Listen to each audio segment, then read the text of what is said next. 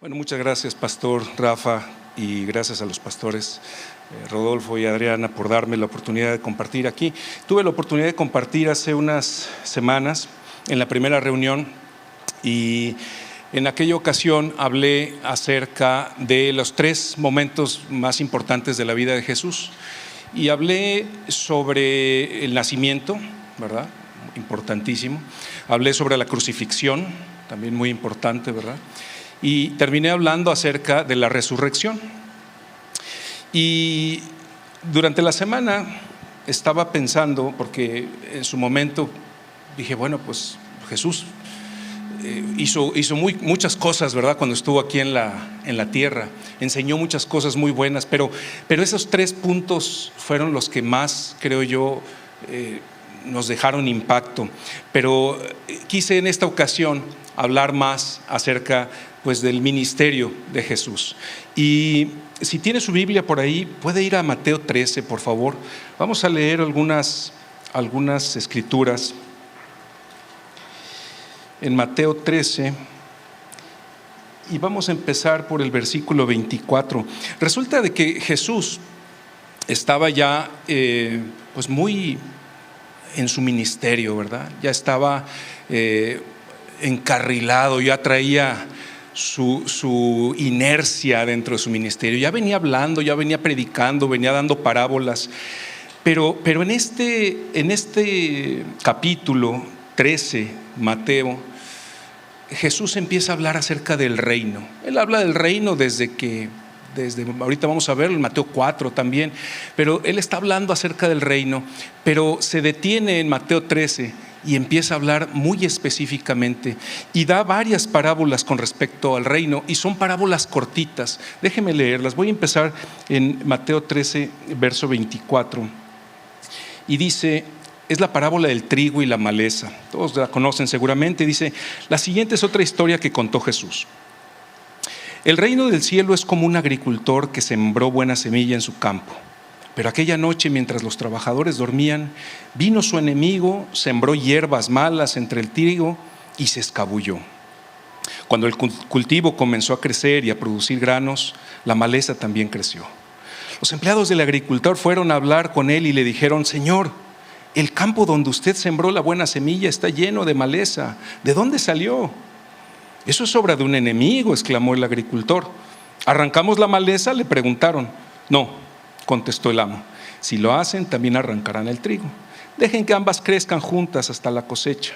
Entonces les diré a los cosechadores que separen la maleza, la aten en manojos y la quemen y la pongan y que pongan el trigo en el granero. Después viene en el versículo 31 una segunda parábola, la de la semilla de mostaza, también la deben conocer todos. Dice, la siguiente es otra ilustración que usó Jesús. El reino del cielo es como una semilla de mostaza sembrada en un campo. Es la más pequeña de todas las semillas, pero se convierte en la planta más grande del huerto. Crece hasta llegar a ser un árbol y vienen los pájaros y hacen nido en las ramas. Después, en el versículo 33, usa otra parábola y dice, Jesús también usó la siguiente ilustración, versículo 33. El reino del cielo es como la levadura que utilizó una mujer para hacer pan. Aunque puso solo una pequeña porción de levadura en 3 medidas de harina, la levadura impregnó toda la masa. Y luego si nos vamos al capítulo 44, versículo 44 y 45 dice, el reino del cielo es como un tesoro escondido que un hombre descubrió en un campo. En medio de su entusiasmo, lo escondió nuevamente y vendió todas sus posesiones a fin de juntar el dinero suficiente para comprar el campo. El versículo 25 dice, además, el reino del cielo es como un comerciante que busca perlas de la primera calidad. Cuando descubrió una perla de gran valor, vendió todas sus posesiones y la compró. Y por último, el versículo 47 dice, también el reino de los cielos es como una red para pescar que se echó al agua y atrapó toda clase de peces. Cuando la red se llenó, los pescadores la arrastraron a la orilla, se sentaron y agruparon los peces buenos en cajas, pero desecharon los que no servían. Bien, yo creo que al final de esto los discípulos y todos los que estaban ahí se han de haber quedado confundidos. Bueno, entonces, ¿a qué se parece el reino de los cielos? Es como una red, es como una semilla de mostaza, es como ¿qué es el reino de los cielos? ¿No? Si se dan cuenta, todo empieza diciendo el reino de los cielos es como. ¿Sí? Al menos en la Nueva Traducción Viviente dice el reino de los cielos es como, y aquí dice la siguiente es otra historia que contó Jesús, es decir, él está dando ilustraciones, es como, ¿verdad? Pero lo importante es saber, bueno, ¿y cómo es el reino de los cielos? Pues sí, como un grano de mostaza, como la levadura. Pero vamos a ver esto en este orden. Miren, el reino de los cielos empieza de manera humilde, empieza de manera sencilla, empieza chiquitito, ¿sí? Como que no hace ruido, como que aquí no pasó nada, y es como la semilla de mostaza, ¿verdad? Aquí traemos la ilustración de la semilla de mostaza, pero también la ilustración de la levadura. El reino de Dios no nada más empieza, sino que va avanzando de una manera casi imperceptible, pero también de una manera poderosa. Yo cuando estaba leyendo esto me imaginé la lava cuando explota un volcán y la lava va bajando y va despacio. Algunos dirán que va muy lento, ¿verdad? Pero va arrasando con todo, ¿sí? Y cuando termina de enfriarse, pues modela el paisaje como se quedó, así se quedó, ¿verdad? Y así es el reino de los cielos. El reino de los cielos pareciera que va lento, pero es imparable como la lava. Cualquier cosa que se le pare enfrente a la lava lo va a destruir. Y tiene un impacto muy profundo, ¿verdad? Un impacto, hablando de la lava, un impacto que nos deja un nuevo paisaje, ¿sí? Así es el reino de los cielos. Es pequeño quizás, pero es imparable y va a dejar un cambio profundo en nuestras vidas. Y luego hablamos del trigo y la cizaña. Para entrar al reino de los cielos hay ciertos requisitos, ¿sí? Hay ciertos requisitos. Y fíjense cómo el reino de los cielos por un tiempo convive con lo malo, por un tiempo, ¿sí? Convive con lo malo, convive con la oposición, convive con la falsedad, ¿sí? El trigo convive con la cizaña por un tiempo, ¿sí? Y los peces buenos y los peces malos conviven en la misma red, ¿sí? Hasta que llegue el momento de separar el trigo de la cizaña, el momento de separar los peces buenos de los peces malos, ¿sí? Y entonces el trigo se le envuelve y se le separa para ser utilizado, ¿sí? A los peces buenos se les echa en la caja para ser utilizados. Todo lo demás es desechado. Y así es en el reino de los cielos. Solo los que reflejan su santidad, la santidad de Dios, son los que pueden habitar en la presencia de Dios, ¿sí?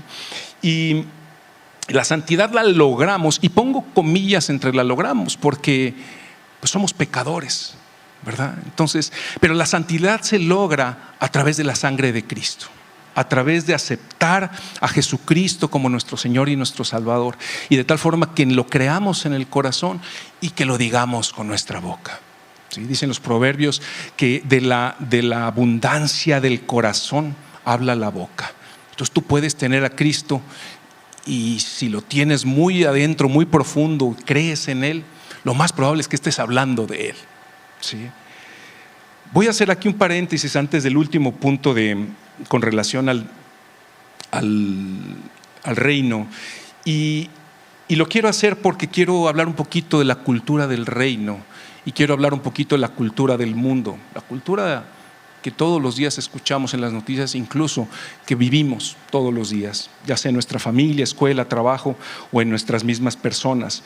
Y bueno, yo decía, el hecho de que creamos en Cristo y lo confesemos nos hace salvos, pero nosotros tenemos que dar un paso, ¿verdad? También, y nosotros tenemos que tratar de conservar nuestra santidad. ¿Y cómo le hacemos entonces? ¿Sí? Nosotros nos confesamos ante Jesucristo, le pedimos perdón, nos arrepentimos, ¿verdad? Le pedimos perdón y finalmente Él nos perdona, ¿verdad? Nos perdona los pecados. No hay pecado tan grande como el perdón del Señor. El perdón del Señor es enorme. Pero nosotros tenemos que dar nuestro paso, ¿verdad? Uno de las características de la cultura del reino es el vivir en comunidad, ¿verdad? Muy a diferencia del ser individualista. El vivir en comunidad no es nada más reunirnos. El vivir en comunidad es ver por nuestro prójimo, ¿verdad? Esa es la cultura del reino. La cultura del reino tiene que ver con generosidad, ¿verdad? Así como lo estamos viendo en los diferentes ministerios aquí, ¿verdad? De indigentes y todos los ministerios que son de generosidad. ¿Y sabe qué es lo que consume la generosidad? El consumismo. En muchos de los casos el consumismo nos hace no tener para poder ser generosos, ¿verdad?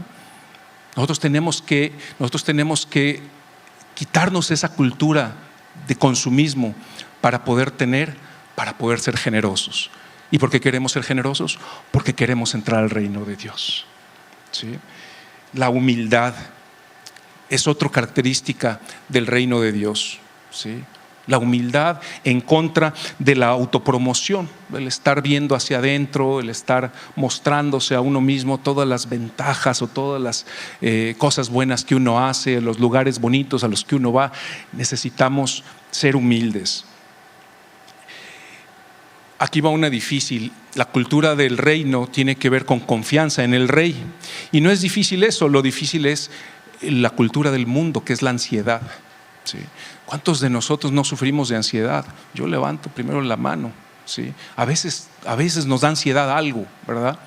Pero nosotros tenemos que estar confiados en que el rey que reina sobre nosotros, Él es más poderoso, ¿sí?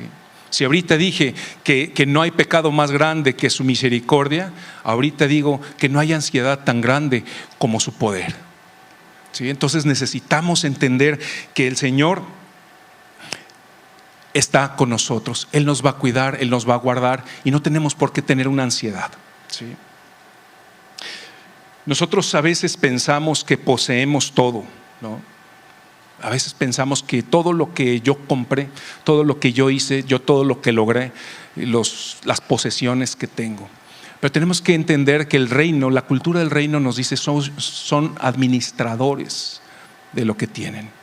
Somos administradores, ¿sí? A veces te va a tocar administrar menos, a veces te va a tocar administrar más, pero somos administradores. Y aquel que entiende este principio del reino es muy seguro que va por muy buen camino y es muy seguro que no tenga frustraciones, que no tenga preocupaciones, que se despida de la ansiedad. Tenemos que entender ese principio del reino. El reino es de administradores.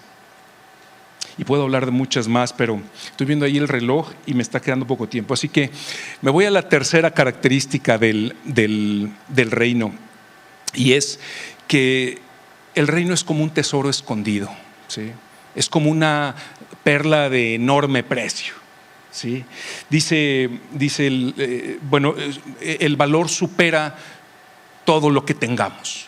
Dice ahí, alguien se encontró un tesoro en un terreno y en su mente, con sus conocimientos, evaluó y dijo: todo lo que tengo, todo lo que he hecho, todo lo que soy, no vale tanto como este tesoro. Así que lo escondió, dice la palabra, y se fue y le dijo al dueño: oye, tienes un terrenito, ¿cómo cuánto crees que cueste? No lo tengo a la venta. No, pero ¿cómo cuánto crees que cueste? y el dueño le debe haber dicho, no, pues tantos denarios o no sé. Y él dijo: te lo compro. No, pero es que no está a la venta. No, pero te lo compro. Vamos a decir que fueran 1000 denarios. Te lo compro en 1100. ¿Sí? Y él le dice: no, pero es que esa va a ser la herencia que voy a dejarle a mis hijos. Sí, pero 1200. Es más, 2000. Y él está pensando: híjole, yo vendí todo lo que tenía y nada más tengo 3000. Pero ahí está regateándole, ¿no?, al otro. Y otro le dice, bueno, dame 2,000 y te lo llevas, ¿no? Dale, ahí te van los 2,000, o dame los 3,000, bueno, o 3,050, ahora le pido prestado los otros 50, pero vendo todo, me deshago de todo. ¿Y cuántas cosas has adquirido en la vida a las que tengas que renunciar? Tú puedes decir, ya es que ya he renunciado a mucho. Mira, cuando me volví cristiano, muchas de mis amistades me dieron la espalda. Y además, cuando empecé a diezmar, mis amigos y mis compadres me empezaron a ver mal, me critican. Y cuando empecé a ir a las reuniones de oración, o cuando empecé a ir a las veladas, o cuando empecé a ayunar, me decían, pero eso es del Antiguo Testamento, ¿no? Y te empezaron a criticar y todo eso. Entonces yo ya he renunciado a muchas cosas. Piénsalo, a lo mejor ahí tienes todavía algo a lo que hay que renunciar, algo que hay que dejar a un lado para tener esa perla de gran precio, para tener esa entrada al reino. Y todas esas posesiones de las que hablan esas dos parábolas representan todo lo que hemos logrado, todo lo que hemos ganado a través del esfuerzo de nuestra vida. Y tenemos que dejar algunas veces muchas cosas. No me malinterpreten, no estoy hablando de que tienes que renunciar a todo lo que tienes, lo que has hecho. Estoy hablando de una manera figurativa. Lo que quiero decir es que necesitamos entender el precio del reino y olvidarnos de todo para ir a perseguirlo. Eso es lo que quiero decir. Y yo creo que Jesús también. En Mateo 4, fíjese que en Mateo 4 ya empezaba a hablar Jesús acerca del reino. Y él decía, arrepiéntanse de sus pecados y vuelvan a Dios, porque el reino del cielo está cerca.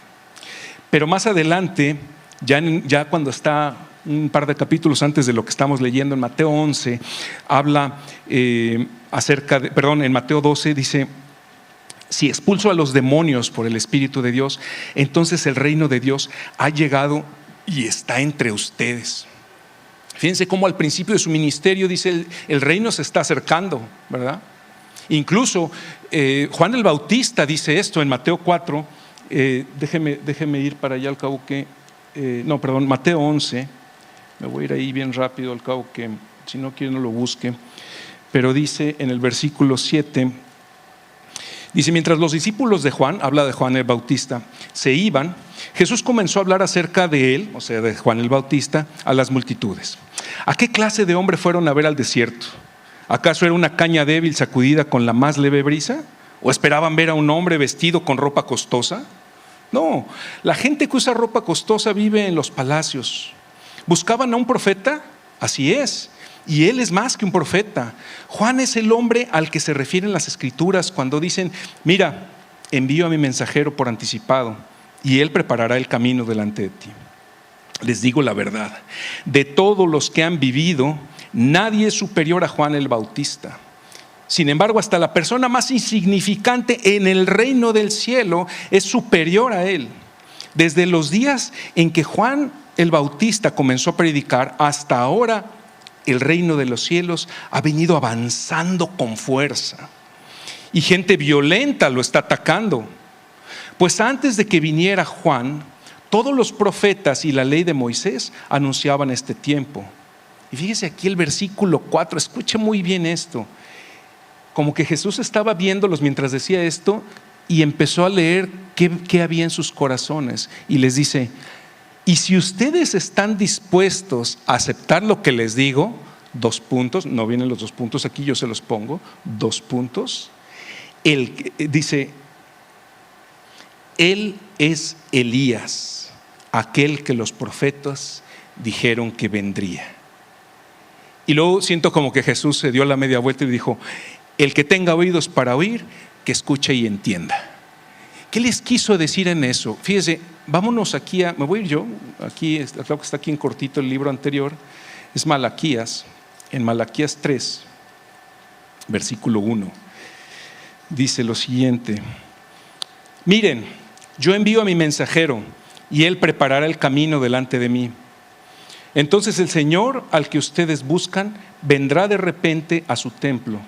El mensajero del pacto a quien buscan con tanto entusiasmo, sin duda vendrá, dice el Señor de los ejércitos celestiales. Dice aquí: yo envío a mi mensajero y él preparará el camino delante de ustedes, ¿verdad? Entonces, aquí está hablando Jesús, otra vez en Mateo 4, está hablando de Juan el Bautista, ¿verdad? No, perdón, Mateo 11 estaba yo. Mateo 11. Está hablando de Juan el Bautista y les dice: él es Elías al que los profetas dijeron que vendría. Y está hablando de hace 400 años, cuando Malaquías habló de esto. Entonces, ¿qué es lo que está diciendo el Señor? Si Juan el Bautista es aquel que vino a preparar el camino, entonces ¿quién soy yo, verdad? El que tenga oídos para oír, que escuche, les dice. Y podemos ver que Jesús es la personificación del reino de Dios, ¿sí? Él llegó humilde, él llegó pequeño, silenciosamente. Sí, unos magos de Oriente se enteraron, pero fue de una manera espiritual. No fue una gran fiesta, ni fue en un palacio, ¿verdad? Vino chiquito, ¿sí? Silencioso. Pero el impacto que tuvo y el impacto que sigue teniendo hasta nuestros días es muy profundo. Y ¿saben qué? Es imparable. Nadie lo va a parar, nadie lo va a detener. Es como la semilla de mostaza, ¿sí? Es como la levadura que le echas una pizquita, te vas y cuando regresas, ya está inflado. Jesús convivió por un tiempo con los malos, ¿sí? Convivió por un tiempo con la oposición, pero lo hizo para transformar el corazón humano y para dejarnos un legado. Su objetivo es que heredemos el reino, ¿sí? Que vivamos eternamente junto con Él. Él lo dijo muchas veces, ¿sí? El reino de Dios está presente en la persona de Jesús, pero también Él quiere que esté presente en la vida de los creyentes, ¿sí? Se debe atravesar por un proceso, ¿sí? Es una obra interna difícil, es un lento crecimiento, pero el destino es la salvación. Estaba yo leyendo el Salmo 23 y terminé de leerlo y empecé a leer el Salmo 24 y me di cuenta de que el Salmo 24 es un anuncio del reino, tal cual, ¿sí? David está hablando y dice, el Salmo 24, si me quiere acompañar, dice: la tierra es del Señor y todo lo que hay en ella, el mundo y todos sus habitantes le pertenecen. Qué interesante, ¿no? Porque a veces nosotros creemos que somos los dueños. Creemos que le estamos haciendo un favor al planeta si menos emisiones, ¿sí? O creemos que, bueno, le voy a vender esta parte, este territorio a este otro país. Nos sentimos los dueños. Pero acuérdense que el Señor nos creó al final. Primero creó todo, ¿sí? Creó todo un escenario para ponernos ahí y que nosotros fuéramos prósperos ahí. Entonces, si somos creación de Dios, Él es nuestro dueño, ¿sí? Y aquí lo dice David: la tierra es del Señor y todo lo que hay en ella, los habitantes le pertenecen. Dice versículo 2: pues Él echó los cimientos de la tierra sobre los mares y los estableció sobre las profundidades de los océanos, ¿sí? Si se dan cuenta, el reino tiene un origen en Dios, ¿sí? Segundos versículos dice: ¿quién puede subir al monte del Señor? ¿Quién puede estar en su lugar santo? Solo los de manos limpias y corazón puro, que no rinden culto a ídolos y nunca dicen mentiras. Está difícil, ¿verdad? Pero si se acuerdan, acá Jesús nos estaba diciendo que hay una selección para aquellos que entran en el reino del cielo, ¿verdad? Y dice aquí que eran como trigo y la cizaña. Tú necesitas ser trigo para ser parte, ¿verdad? Tú necesitas ser de los peces buenos para ser parte, ¿no? Y aquí el Salmo lo está diciendo: aquellos de corazón puro, que no rinden culto a ídolos, que no dicen mentiras, ellos recibirán la bendición del Señor y tendrán una relación correcta con su Dios Salvador. ¿Por qué dice que tendrán una relación correcta? Porque, hermanos, discúlpenme, pero a veces no tenemos la relación correcta con Dios, ¿sí? Era para que estuviéramos hincados en su presencia. Era para que estuviéramos con las manos alzadas adorándole. Era para que estuviéramos gritando de alegría porque estamos adorándole. No tenemos la relación correcta con Dios. Necesitamos más, necesitamos rascarle allá adentro, necesitamos servir más, necesitamos pensar más en Él, necesitamos más tiempos de oración en familia, necesitamos más, y cuando digo más tiempos no me refiero a momentos, me refiero también a extensión del tiempo. A veces con una oración de 1 minuto o 30 segundos ya mandamos a los hijos, ¿no?, adelante, si es que nos acordamos. Necesitamos más, dice aquí, va a restaurar la relación correcta con nuestro Dios y Salvador. Gente así puede buscarte, ya está hablándole a Dios, y adorar en tu presencia, oh Dios de Jacob. Y la última parte dice: ábranse portones antiguos, ábranse puertas antiguas y dejen que el rey entre, que entre el Rey de Gloria. ¿Quién es el Rey de Gloria? El Señor fuerte y poderoso, el Señor invencible en batalla. Ábranse portones antiguos, ábranse puertas antiguas y dejen que entre el Rey de Gloria. ¿Quién es el Rey de Gloria? El Señor de los ejércitos celestiales. Él es el Rey de Gloria. Así termina el Salmo 24. Es un refuerzo acerca del concepto del reino y habla de la entrada del Rey. Apocalipsis 21 del 1 al 7 habla de cómo va a ser la nueva Jerusalén y cómo es el reino. De tal forma, y con esto concluyo, que el reino se acerca. Llega Jesucristo y dice: el reino está aquí.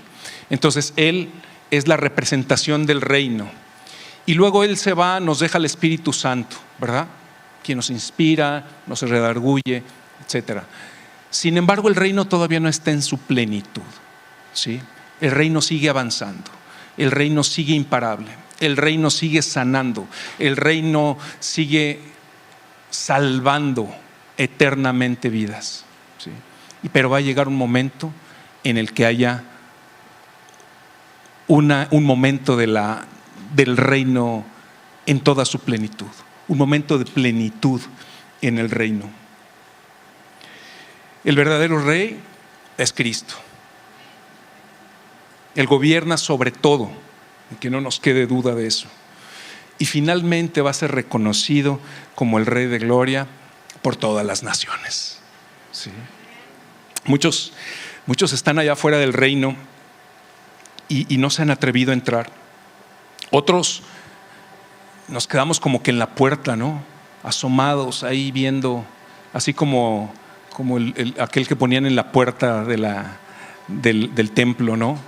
Y veía a los de afuera y veía a los de adentro, y veía que de repente pasaban cosas interesantes allá adentro, pero seguía, no entraba todavía porque no podía entrar. Y muchos están en esa condición, muchos están en la condición de estar en la puerta todavía y no recibir a plenitud. Y si tú dices: oye, yo me siento como que en la puerta. De hecho, cuando escribí esto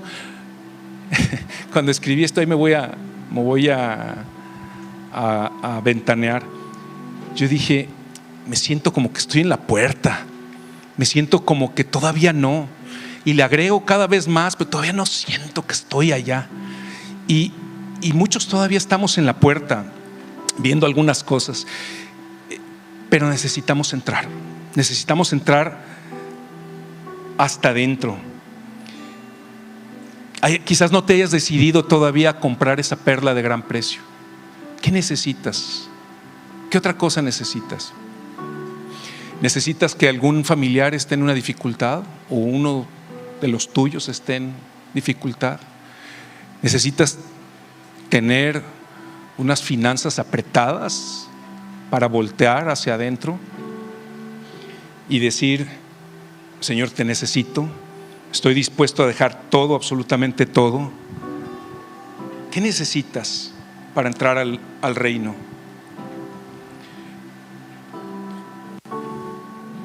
Es solo Cristo. Solo necesitas a Cristo, ¿sí? Pero si estás dispuesto a aceptar a Cristo en tu corazón, entonces agárrate, porque va a seguir avanzando.